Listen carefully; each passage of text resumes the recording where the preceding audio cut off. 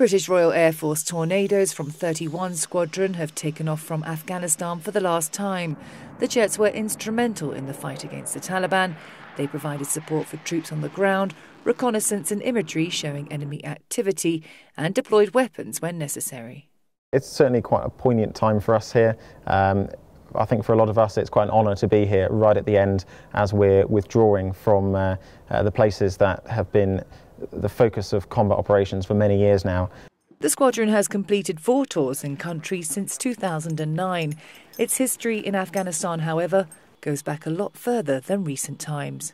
Number 31 Squadron is one of the oldest squadrons in the Royal Air Force. We were formed in 1915 and we very quickly deployed out to British India. We spent a lot of time in what was then known as the Northwest Frontier Province, and were involved in the Third Afghan War in this country in 1919. And nearly 100 years later, we're back operating in the same skies. Back in 1919, the squadron at the time were operating obviously very different aircraft to we have today, but the overall mission was relatively similar. However, today we have a much safer aircraft which can fly a lot higher, a lot faster. We have very accurate weapons systems and very high fidelity reconnaissance equipment. As 31 Squadron end their tour in Afghanistan, their next deployment may not be too far away. They've been warned they could be called upon to help support operations in the Middle East against the terrorist group ISIS. At the moment, the Tornado Force is supporting coalition operations in Iraq. Many of the mission sets are the same. It's still reconnaissance, it's still close air support, but this time we're supporting the Iraqi security forces and the Kurds on the ground, as opposed to NATO forces at this time. Wherever the Tornadoes operate, the jets are well equipped to take on enemy forces on the ground. In the nose of the aircraft we've got 2 radars. One of them is a more traditional mapping radar which can find targets and find other aircraft. The smaller radar in the nose is a terrain following radar which looks at the contours on the ground and enables us to low fly both at night and in bad weather.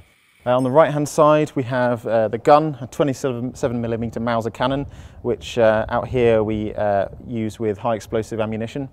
Above it we have the air-to-air refuelling probe.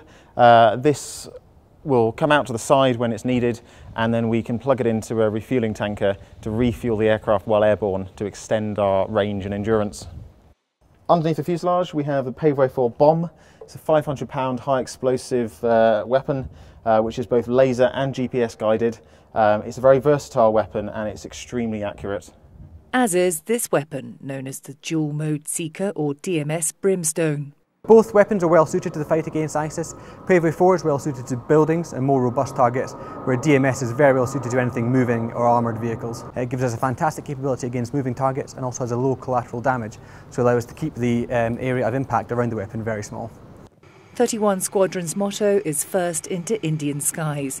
They leave Afghanistan nearly 100 years after their first deployment here, and on Armistice Day, a day that marks the end of the First World War, when guns fell silent. The world has moved on. We find ourselves in different wars, but the thing that remains the same is all wars are a human endeavour, and every war must end with a conversation.